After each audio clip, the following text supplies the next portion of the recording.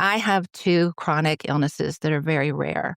Chronic illness has a way of robbing you of your identity and making you create a new one.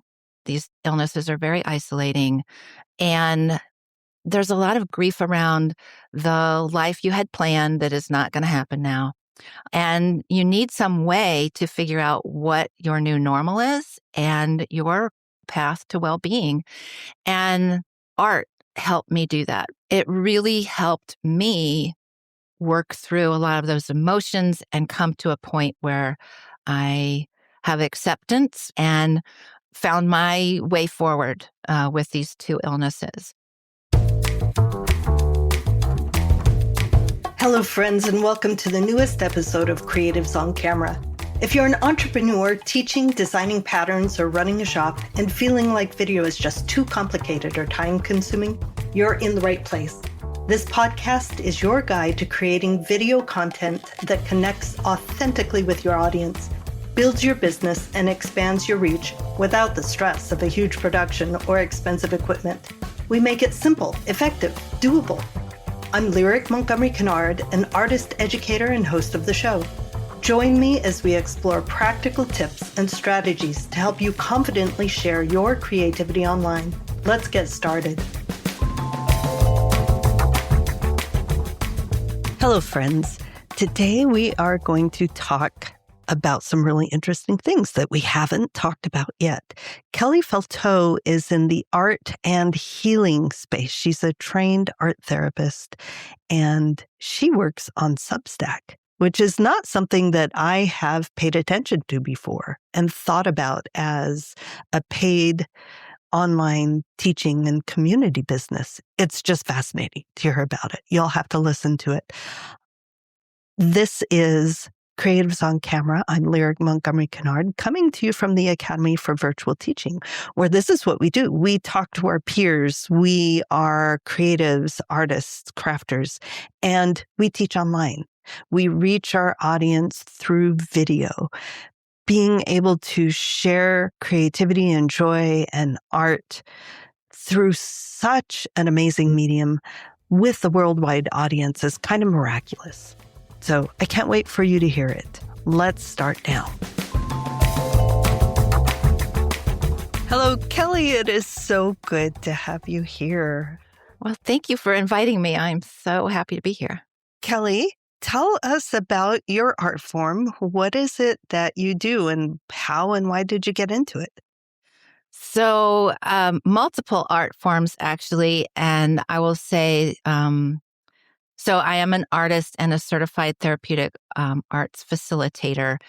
I have a Bachelor of Fine Arts degree from Virginia Commonwealth University in Richmond, Virginia. And, you know, that I've always been creative since I was a little kid, and went to art school, loved it, and continued to make art and be creative while I went off and had a very different career as a social scientist. And I guess continued to make some things, but I found quilting probably, I know, now I remember, my sister got pregnant, right? And so, you know, baby quilts are that gateway drug into quilting. They are. So I made a baby quilt, and then I was asked to curate an exhibit with 3 different quilting communities in North Carolina. And the first community I went to said, well, if you're not a quilter, you can't do this exhibit, so you better sit down and learn. And so all 3 of these communities taught me how to quilt, but they were all very different kinds of quilters. One was a very traditional kind of quilting. The other community was African American, and it was definitely more along the modern quilting lines. And the other community was actually a Native American quilting community, and they just had a very different aesthetic. And so I learned something from all of those communities. And I started quilting and was doing modern quilting, did not know there was such a thing at the time. And then continued that and became a modern quilter. But then about 5 or 6 years ago, I was working on a project with the National Endowment for the Arts and the Department of Defense called Creative Forces. And it was a combination of clinical art therapy for veterans. And the veterans wanted to continue making art when they finished their clinical treatment. And so arts organizations around the country were brought in as pilot organizations to lead community-based therapeutic arts programs for veterans and their families. And the other hat that I wear as a social scientist is that I evaluate and assess programs for their effectiveness. And I was brought in to work with the community organizations to help them assess the effectiveness of the arts and health programs that they do. And I was just so blown away by, one, the art that was being done and the programs that were being delivered, but the impacts that this was having on people's health and well-being. And working with all of these artists and the art therapists rekindled my love of collage and printmaking, which is what I had done as an art student many, many decades ago. And so I started that back up and very quickly suddenly had, the quilting room and then this other little room where I was doing collage and printmaking and painting and the messy stuff that I didn't want on the fabric. So I really have two creative paths, and they are starting to come together because the aesthetic with collage and printmaking works so well with modern quilting. And the slow stitching and Kawandi work that I do as well. So they are starting to come together in one sort of mixed media creative practice at this point. And yeah, that's how I got into it. I don't think there's ever one path, right? It's the multiple crooked path to creativity. So, and Right. crooked path to well-being as well. And that is the name of your business now. I wish we could just talk for 4 hours about the art form and about all the things you do. I'm already sucked in going, yep, yes, yes, all the things. All the But things. let's move into how and why you have started an online business with this, which is Crooked Path Studios, right? Right. So working on that project with the National Endowment for the Arts, I continued to do arts and health work after that, and was so amazed at not just what it was doing for other people, but what it did for me. I have two chronic illnesses that are very rare.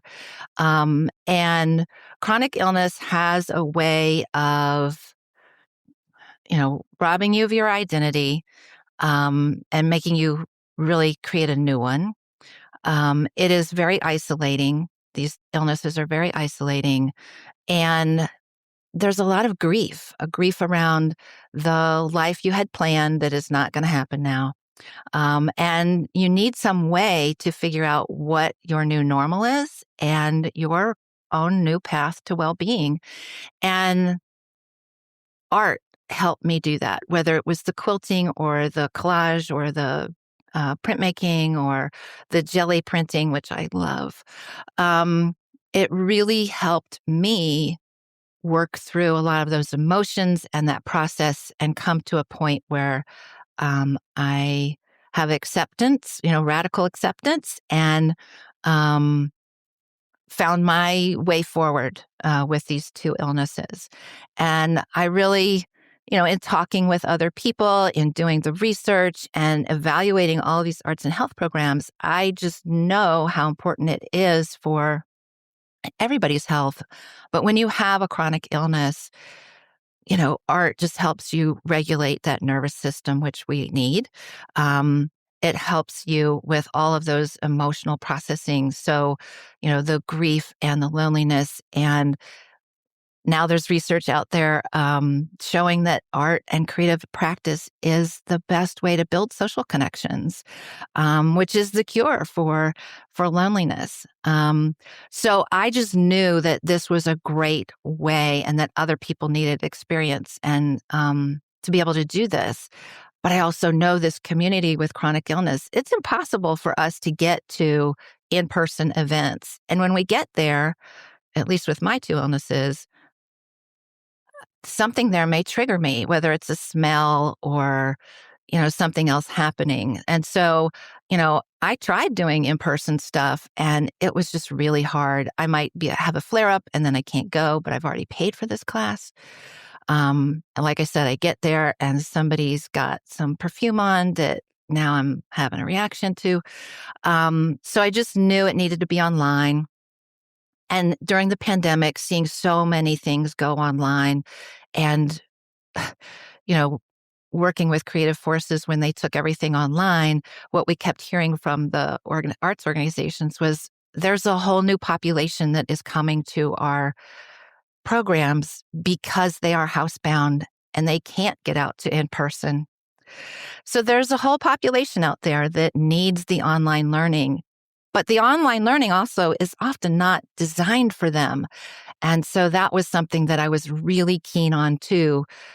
I'd done a bunch of online classes and it was like the 10-day challenge, there's a class every day. And it's like, no, you might not have enough spoons for that, right? Exactly. And the spoon thing, let's talk about that. Yeah. Let's talk about spoons. Having only in the past 10 years or so, I have Ehlers-Danlos. So it's a condition where my tendons just shred all the time. And there's a billion things that don't work. So I've traveled and hauled 150 pounds of luggage all over the world, right? And I can't.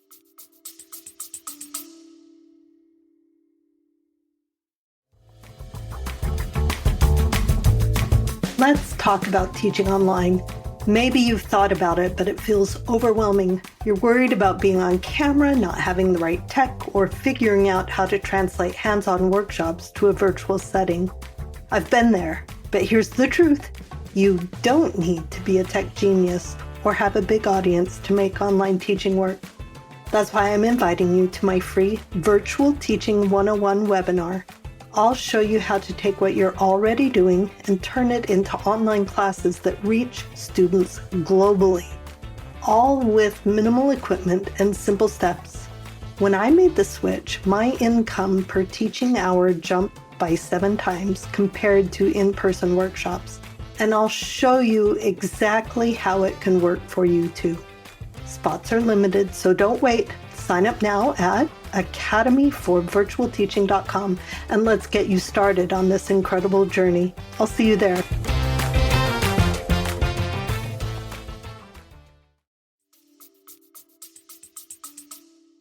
Get 30 pounds up into the overhead bin anymore, right? And and it's, again, with many chronic illnesses, I don't know why spoons are the analogy. You would have a certain number of spoons and you wake up one day and it's like, I only have one. Yes. And I have to be very careful how I use that one because I can't do the rest of it.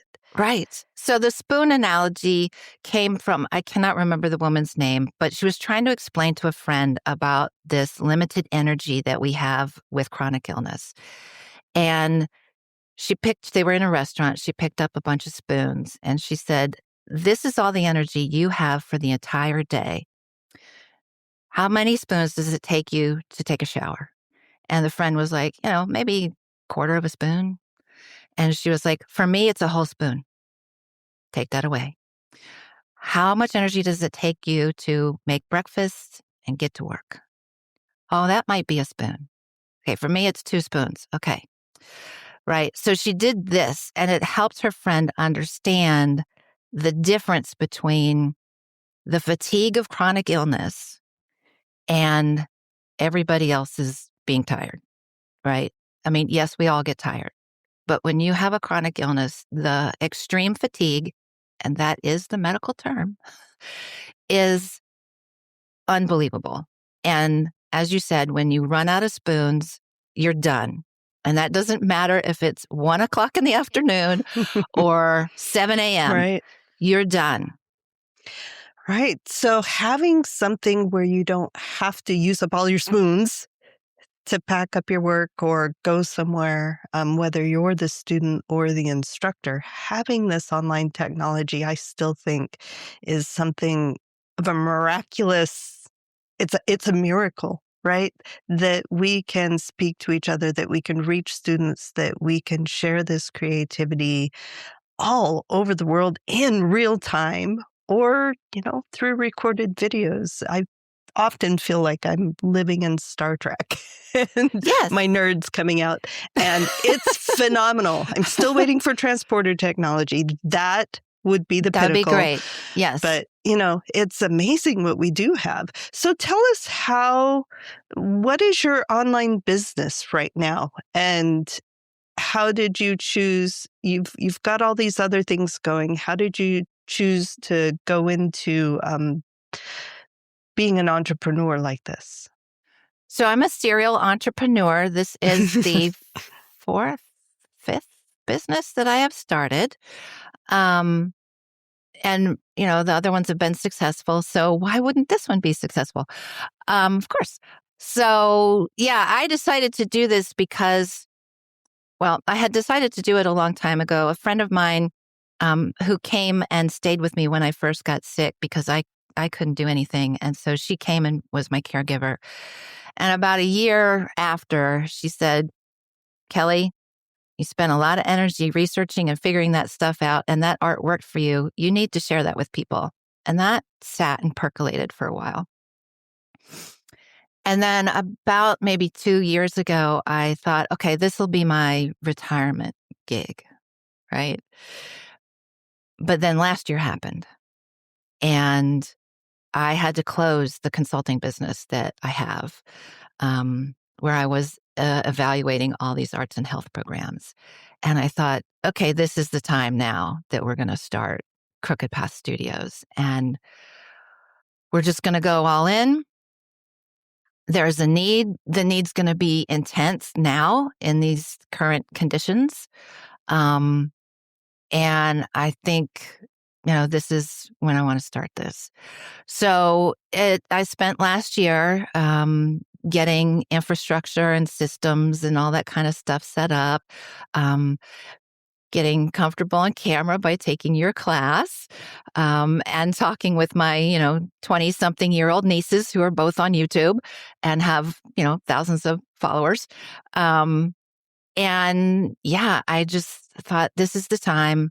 I'm ready, and let's just see if we can get this started.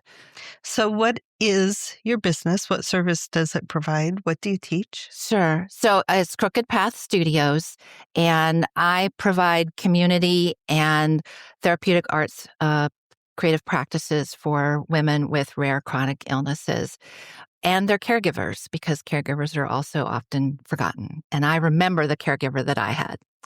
So yeah, and I'm doing tutorials, I'm doing community, I'm doing workshops. We're getting ready to start a workshop. The first one will be in this spring. And they are completely designed for spoonies, to really help us regulate our nervous systems, to help us,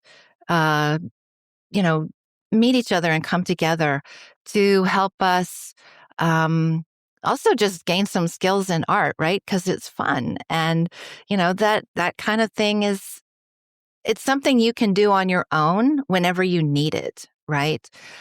So giving people some tools that they can use when they need them, as well as the community. And when you think about the idea and come up with the business plan, then after that, you have to kind of think about, well, how are we going to actually do this? What systems are we going to use? How do we set this up? Right. We know what we want to teach. We know how to do our things. We know who we want to reach. And then there's everything with a how. The how, right? The technical how.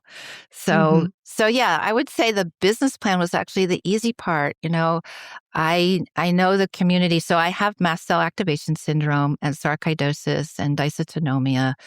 And I know that community. I know the Ehlers-Danlos syndrome community and long COVID, which is now encapsulating all of these illnesses. And so that part of creating the business plan, and I know the creative work that helped me, that part was easy. And then it was setting things up. So I did go back to school last year and got my certification in therapeutic arts facilitation through the Canadian Institute for Art Therapy. And, I'm not a licensed art therapist, so I don't diagnose or treat anything, but I am certified to work with communities and groups to help people manage emotions and process emotions, to regulate your nervous system, reduce stress, and build those social connections. And then it was about, okay, what technology, what tech stack are we going to have for doing this? And doing it in the context of we're starting out, we have a very limited budget and we need to stick to that. And, what are we going to do? What do we need that's going to give us the most bang for our buck, right? Where do we want to spend our budget strategically? So that was the latter part of 2025. Yeah. And what did you end up with? Where are you now with Yeah. your structure, with your system? What does that look like? So right now it looks like filming is my phone. I went and upgraded my phone, right? Because they went on sale. Upgraded the phone, but I also got an Insta360 Go 3S. So very small, tiny little action camera, which I can use for vlogging, but I also have it set up on an overhang arm over my table where I do my collage and my printmaking so that I can film that. And I can also use it in the quilting studio because it's also a giant magnet. So it sticks to a sewing machine really well. Oh, wow. Wait a minute. It is a lovely magnet.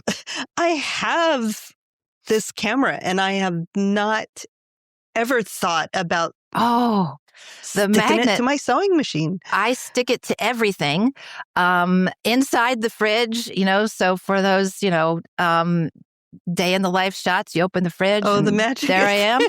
Right. I always wondered, yes. Yeah, it's amazing. So I love that camera. I am not the one using it to like paraglide over whatever. Right. I got mine for scuba diving.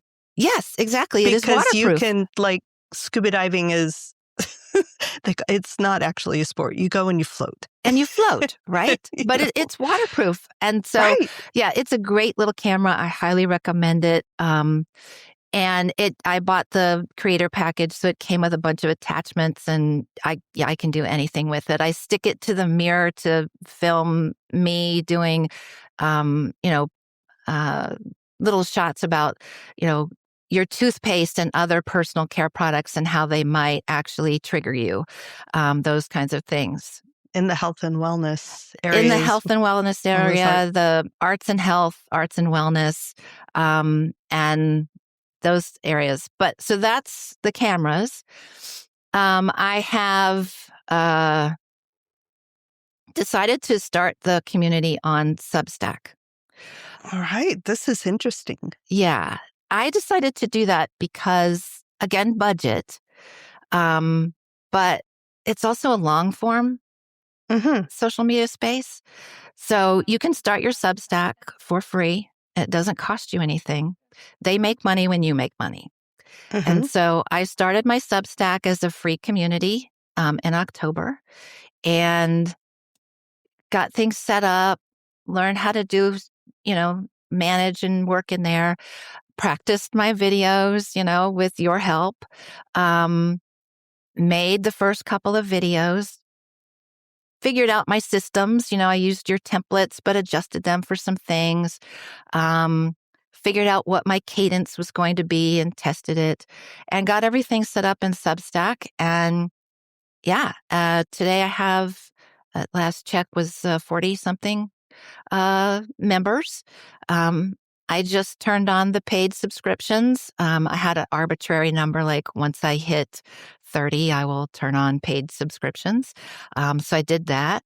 And I'm still figuring things out. It's still kind of messy in there, but it's working. I'm getting more comfortable with it. It is a lovely, warm platform, and it is full of artists. If you think Substack is just a newsletter platform, you are gravely mistaken. You can do video. You can do only audio. You can do podcasts. You can do a newsletter, but your newsletter can be embedded with video, voiceovers, images, anything you can think of. And it is just so darn easy to go in there and create your post and send it off, right? And there's a community in there. There's a community in there looking for other artists, a community looking for the therapeutic arts that I do. There is a chronic illness community in there. And it just gives my space some place to be right now while I still kind of figure out where we're going and how do we want this to move forward. Hello, friends. I'm going to interrupt for just a moment to ask a favor. If you could leave a review wherever you are listening, or like and subscribe if you're watching us on YouTube, it would help so much. We want to reach as many artists and makers as possible and help them share their amazing creativity and their gifts with a much broader audience through this miraculous technology that we have through online teaching, and you can help do that. So thanks in advance, friends, and we'll get right back to it. I have very limited experience with Substack. There are so many platforms and all the things that I wish I had 12 clones so I could go really dig in. The one or two things I follow on Substack they are like a newsletter, and then they have live chats on Fridays. So it's a platform you can join for free. Mm-hmm. You set up your space, and like you said, you can have long form content, newsletters, videos. Do they host the videos there? Yes. You upload them there? You upload them there. What about, are there like contained courses, or is it just more like a Good feed question. of like, tell me more. Explain this to me. So, I mean, it's not, you can put some courses up there if they're video based, right? And have the documents and whatever other materials you want to go with them. You would just need to create a separate page for that. You can also say that that's only available to your paid subscribers, and they would be the only ones who could access it.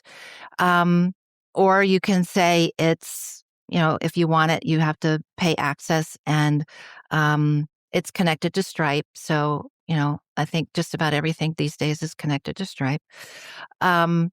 You can have the chat be exclusive only to paid members. You can make it available to everyone. You can put a paywall on it so that it's only available for this kind of stuff.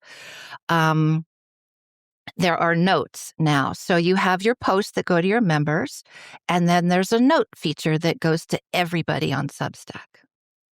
Okay.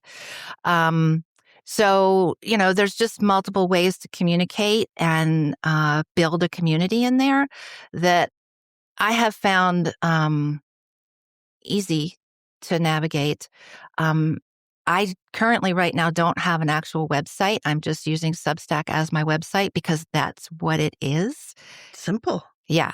It builds you a basic website where all of your posts and notes and videos and whatever else are going to live.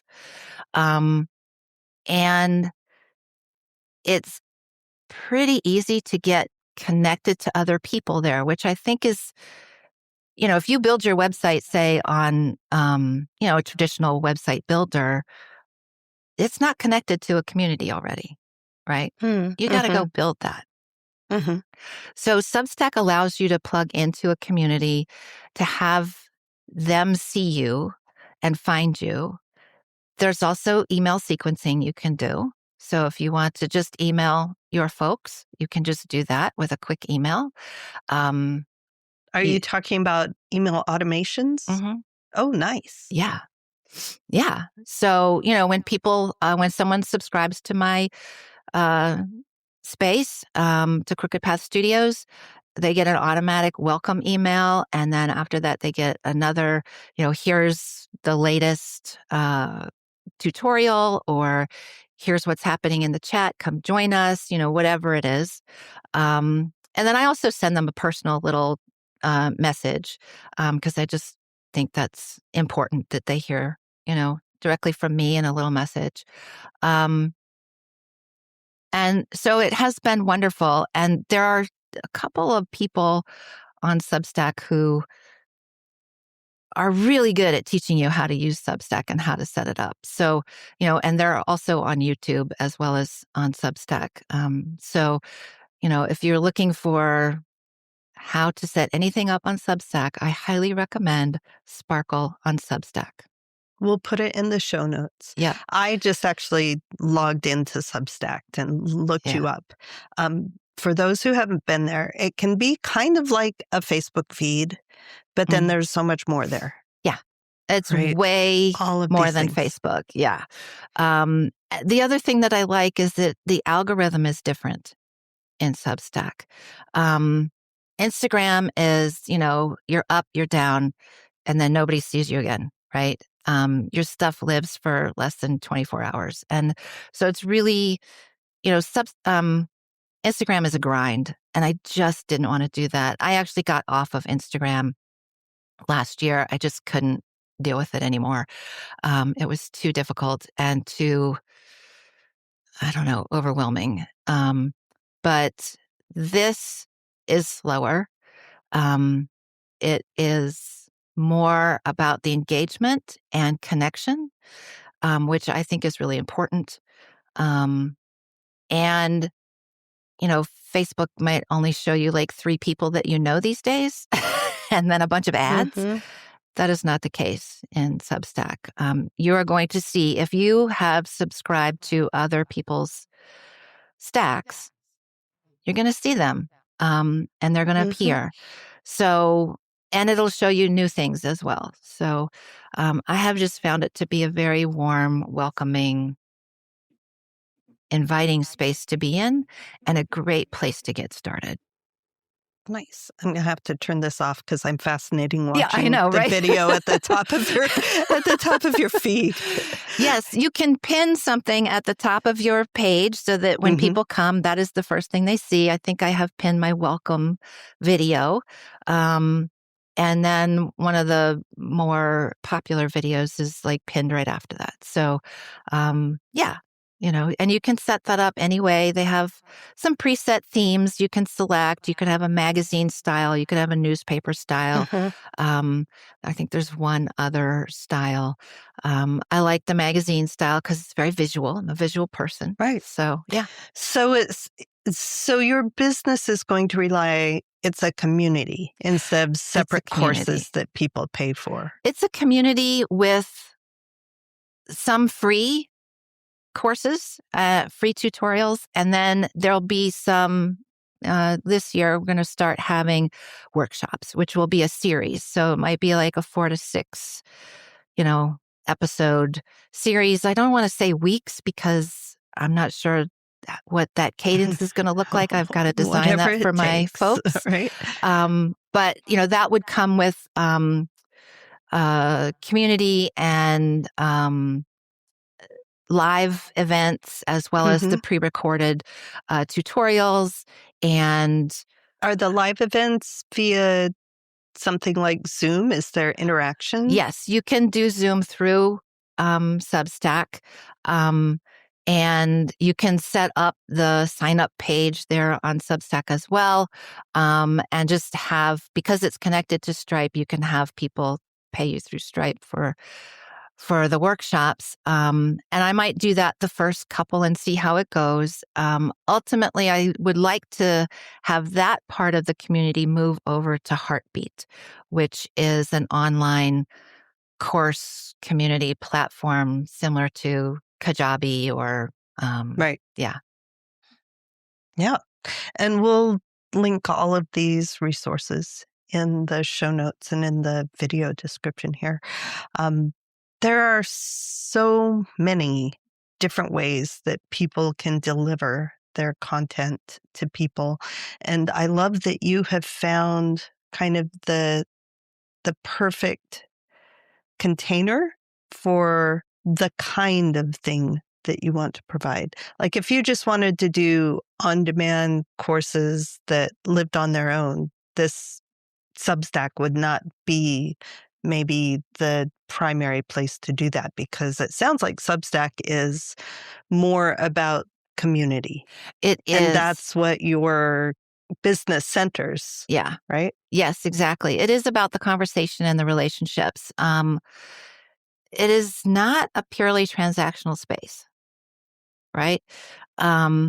So I think that's really important. If you're doing on-demand stuff and you don't want to have a community, this may not be the space.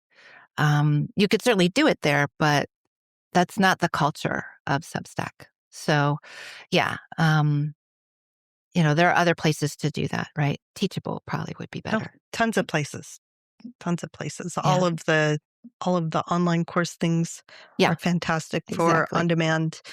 But Substack sounds like it started centering around community. Mighty Networks is like that too. It started purely as community and then added in courses and every all of them do so many things. So many In things. so many different ways. And you do have to figure out what each one does and does well, and what, based on your community and your audience and your people, how is it that you want to interact with them, right? Where are your values sitting?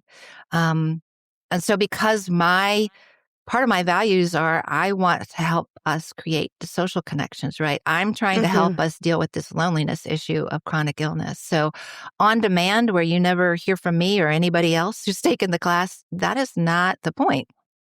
Or just not, almost, I have to back up. All of the on-demand courses have an option where you can connect with the teacher, but it's not in real time and it's not in a feed. It's usually you make a comment and the teacher gets a notification. And for my on-demand classes, I tell them up front, up to a week before I get back to you, because I don't live on my computer. Exactly. Contrary, well, sometimes I do, but I don't want to. Yeah, so I love, I'm going to have to add Substack to my spreadsheet that we use in the professional business development program, comparing all the platforms. Yeah. And it's changed a little over the last 2 years, apparently. And they are starting to, I guess, make a couple changes to the algorithm, where it might be a little easier for folks to find things, and but it's still not Instagram. And if you're really trying to find that kind of community, I will also say the other thing it does is that you own your mailing list. Right. Which is Nice. not the case for other social platforms. No, Facebook and Instagram, You don't. they started out fantastic, but if you're not paying anything, if you're not bringing in income through subscribers, through something like that, then you are the product. So on Facebook and Instagram, they own things and you are the it's your time and your eyes that is making them money, not Exactly. you. You really don't own anything there, so it's always a risk to build everything there. And the other thing I will say is that Substack has an automatic link to YouTube. So when you upload anything to your Substack, if it has a video, it's going to ask you, do you want to put this on your YouTube channel too? Oh, fantastic. So instantly it goes there. And then you can, of course, pull people from YouTube into your Substack and have the links on YouTube and have them come into Substack. So, it does connect to things. You do own your mailing list, which for me was a key part, right? I wanted to be able to do that. And I wanted to be able to do that without, like, I've set up a Wix website for another business, and that was way too much tech for me, right? I just, I had somebody else set it up and now manage it. So I wanted something that I could manage that was easy for me to do, that wasn't going to overwhelm me. So, and let's talk for a moment about mailing lists, because often coming not from an entrepreneur trained business background, we often don't understand that our mailing list is our greatest asset. Those are the people who have chosen you instead of randomly come across you. They've invited you into their world. They like something about you, right? So owning that mailing list and using it effectively is kind of vital for everything we do. So building it, often, as teachers, we want to spend all of our time creating. We want to spend all of our time teaching. But if we don't spend the time that we need to reach our audience, really, marketing is such a kind of word, right? We don't want to deal with it. But really, what it is we want to connect with people. We want to find the people who we can serve. And you have to reach out to do that. Right. And that I will add, I'm an introvert. So this is a little more challenging for me, right? I'm like, should I reach out to them? Are they going to be annoyed? But I'm also right now, because I'm just starting out, there's this, I don't know, like two voices in my head, like, you need to find new people to come in, right? You need to grow that mailing list. And then the other voice is, oh, we need to go engage with the folks who are already here. Right. And we need to do both. And so sometimes you get so caught up in the build, scale, you forget, no, we need to be working with the folks who are already here and learning from them and engaging them. Yeah. Right. This is one of the beautiful things about Substack connecting with YouTube, because both of them, YouTube especially, is a giant search engine. It's a phenomenal place to find new people. So much so that at the Academy, I've brought in a previous episode, if you haven't heard Beth Ann Williams, she is phenomenal. She is putting together a YouTube for audience building courses inside the Academy. Oh, excellent. And it's going to be amazing, because that is one of the best ways, but you have to use it effectively to call your people in. You reach out and you find the people who need you, you serve them, and in return, it brings them in. It's reciprocal. So you're doing both at once. You're engaging with your community that you have already, providing them with this instruction and the videos, but those YouTube videos can go out and find all kinds of people to build. And I think I want to, as your coach inside the video making crash course, for just a minute, kind of brush off those voices on your shoulder. Because the people who need you aren't going to be annoyed at it. When your friend came and sacrificed so much to be a caregiver for you, you weren't annoyed that they did that, right? What we provide lifts people. What you provide heals people, provides connections soul to soul. I mean, it's one of the vital things for living that we need. And you have found a way to do it for people who are isolated, who feel limited. And I know just in tiny little ways, I know things I've had to give up that have broken my heart because they were such an important part of my identity that I can't do anymore. Right. And to find something that fills that gaping hole, and to find people who understand you, and then do it through art, do it through creating is well, and to have the art help you figure out who this person's going to be going forward, right? Who am I now? And that's about getting in touch with some stuff inside of us, right? Um, you know, I would say, part of my new identity, there's still some parts of my old identity that are here. I am fiercely stubborn. And, that's a good thing for an entrepreneur. Exactly. And it just comes out in different ways now, right? And it's about figuring out who that person is going forward, but letting them come out. And that can be really hard. There's no words for it. And that's why art is the best way to do it, because we do it through color and through shape and through a completely different part of our brain than that frontal cortex that is about the thinking and the logic and the naming.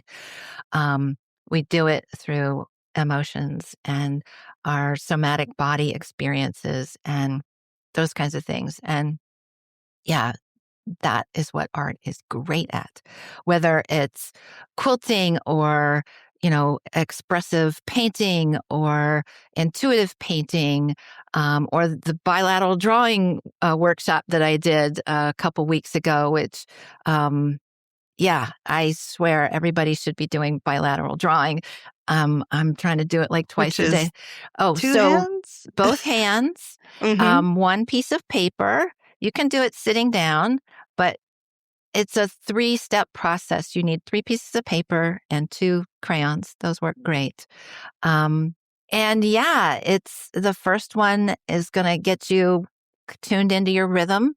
The second one is going to help you move through into a new rhythm. And the third one is really about how you're going to resource that going forward. So, yeah, it's a great way to check in. By using both hands, we're actually using both sides of our brain, and having them start to talk to each other. So, we always hear, drawing on this side of the brain and that side of the brain, and but this brings them both together. And it's just a great way to help regulate that vagus nerve and regulate our nervous system and make us feel a little more safe in our bodies and our space. It sounds like so much fun. This whole chat today has me going, oh, I haven't touched some of the art stuff that now I'm dying to do for for a bit. Yeah. Because it's so healing, and it's such a beautiful thing to bring into the world, and to bring it comes into your soul, goes through who you are, and comes out into the world and makes it a better place. And everybody can do it. I know, I hear a lot of folks will say, well, I can't do that. I'm not an artist. Well, those are your art scars talking. And, I actually have a tutorial coming up about how we're going to tame those so that you can participate, because right now it's about lowering the barriers to participation and making sure that everybody feels like, yeah, I can do that. Because we are all artists, right? It's just somebody told you weren't, and you believed them. Kelly, I could talk to you for hours and hours. This is lovely and fascinating, and you're a soul I feel I could connect with as well. And I know that people listening are going to feel the same way. But I do promise my people that we'll keep it time. We'll keep it into time. So Let me ask you really quickly, just for fun, before we end, what is the last thing that you made? Yeah, all right. So I usually have 3 things going at one time. I didn't used to do that, but now I do. Oh, I've always been Um, that way. so I am working on some collage stuff Mhm. right now. So um, I made some more collage papers because, you make a lot of medium value papers and you have a ton of those and you forget about the light and the darks. I do the So same thing when I'm dyeing textiles. yeah, You just keep exactly. It's adding color, like, and it's like, oh, I have no high value, anything. yeah, exactly.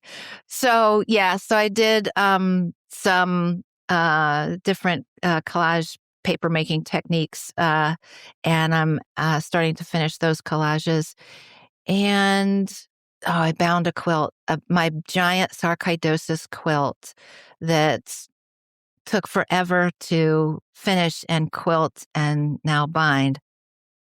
It is done. It is Yay! here's how I got to learn to love the color purple, because that purple is the color for sarcoidosis and mast cell activation syndrome, the color I like the least. But okay, we can't be friends anymore because purple's sorry. my color. No, all the colors are all needed together. They're all needed together. And that is what I learned, right? It was like, okay, I like this value of purple and this shade and this and this. And oh, it looks better when it's with this color. And so, yeah, you learn, right? And that was the challenge, was like, I hate this color. Let's use it and see what I learned. So I finally finished I binding love that for you. So yeah. And now I'm trying to figure out what to do with it, if I want to use it as a fundraiser for the Foundation for Sarcoidosis Research or something else. So, yeah. Yeah, if you have that posted somewhere, send us a link so we I can. don't have it posted. It's so big, I can't get a good picture of it. Get details, get something, because people are going to want to see this. And I'll send you some details. I do have details of it. Yeah. Okay, excellent. Kelly, where can people find you? So they can find me on Substack at Crooked Path Studios. And that's where I'm at right now. I am trying to plan out launching the YouTube channel. So I'm definitely interested in the class. And right now I'm also reaching out to some health systems here in Virginia to offer lessons and groups to patients. So we might be doing some in-person stuff locally, but we'll see what happens. But yeah, we're just getting started. So I'm over on Substack. Come join me. I've already got it bookmarked. I'm going to pull it back up as soon as we're talking. Kelly, thank you so much for taking time out of your day to share your journey with our peers, with other entrepreneurs, with other creatives who want to build online businesses. Yeah. There is a vast world of possibilities out there for us. There is. And you don't realize it until you start. Oh my goodness, friends. I really could talk to Kelly Feltault for hours. In fact, we did stay on and chat for a long time after our recording. She is a beautiful soul and doing beautiful work. And if you are interested in learning more about how to make video, how to make it easy, all those workflows and checklists we talk about, I invite you to come over to academyforvirtualteaching.com. The video making crash course is open all the time, and it's clear, it's easy, it's a short course that gets straight to the point of exactly what you need in order to make video, showing what you make. We're targeted directly towards makers, towards artists. The millions of hours of YouTube videos that you could watch recommending equipment and how to do things, 90% of the time, they really don't apply to what we're doing. So we have information just for you. And coming up soon, one of our previous guests, Beth Ann Williams, is putting together a YouTube for audience growth course that is going to be phenomenal. So I invite you to come over. The community is free at academyforvirtualteaching.com. You will find an amazing group of supporting and kind, and wonderful peers. So I can't wait to see you there. Thank you so much for joining me on Creatives on Camera. I know there are countless podcasts out there, and I'm honored you spent your time here. If you enjoyed this episode and don't want to miss the next one, please subscribe to the podcast. Then, if you'd like to stay connected and get even more tips on teaching, marketing, and video creation, sign up for my email list at academyforvirtualteaching.com.